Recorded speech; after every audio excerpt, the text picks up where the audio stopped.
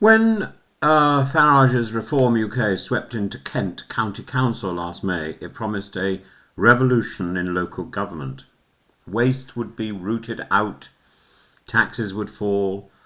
The party borrowed the glamour of Elon Musk's Doge, the Department of Government Efficiency he once trumpeted in Washington, and declared that Kent would be the test bed for a leaner, sharper state. 6 months later, that promise has met the cold realities of local finance.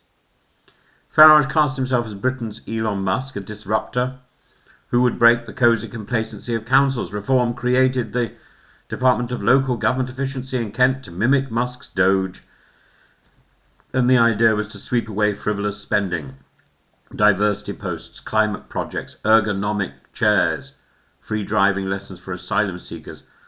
Party HQ has also set up a national Doge team under policy chief Zia Yusuf, but tensions about unelected outsiders handling confidential council data stalled their entry into Kent. Kent spends about £2.5 billion each year. Half goes on adult and children's social care and special educational needs, legally protected services with ballooning demand. After combing the books, Doge has identified only £40 million in savings over 4 years, and even these are contentious.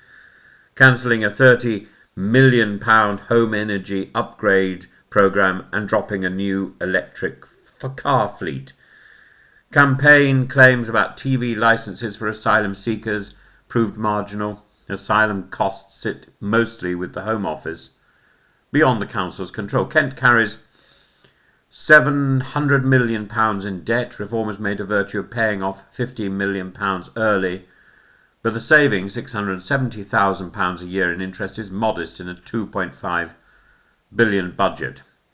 Barclays reportedly approached the council to offer a discount for early repayment. Critics say this was opportunistic finance, not strategic genius.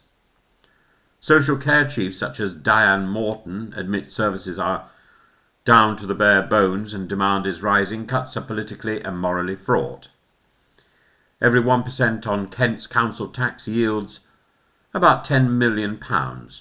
Most English councils expect to raise the maximum 5% next spring, and reform councillors privately acknowledge that they will almost certainly do the same, despite an election promise to cut tax. Council leader Lyndon Kemkaran still calls Kent the shop window of a future reform government, but this shop window is now displaying a tax rise. So why did the plan falter? Why can't reform keep its word? Why has reform, what should we say, lied? I don't like that idea that when somebody can't deliver something, they're lying.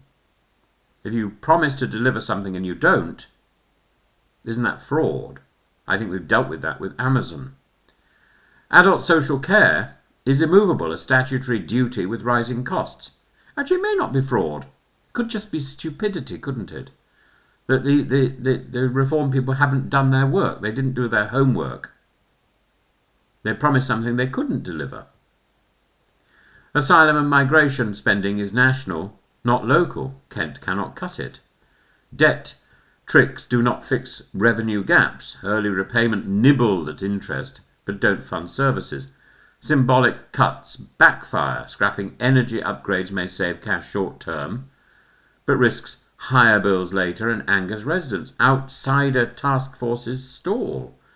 The National Doge team has not yet delivered because of governance and data access worries. Kent was meant to be Reform UK's proof of concept. Instead, it shows how quickly populist cost-cutting rhetoric crashes into statutory duties, complex financing and social care realities.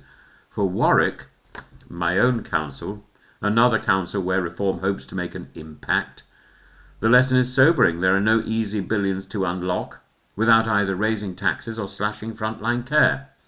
If Kent, the party's flagship, cannot escape the 5% tax rise, Warwick should be wary of grand promises about painless savings. An Elon Musk-style efficiency blitz may grab headlines but rarely beats the arithmetic of ageing populations, legal mandates and long-term debt.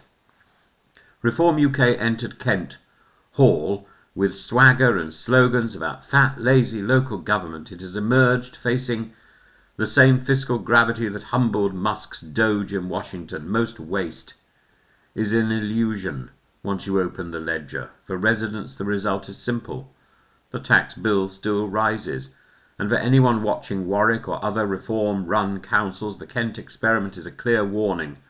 Populist claims of efficiency drives sound exhilarating in opposition, but buckle fast once you're in office.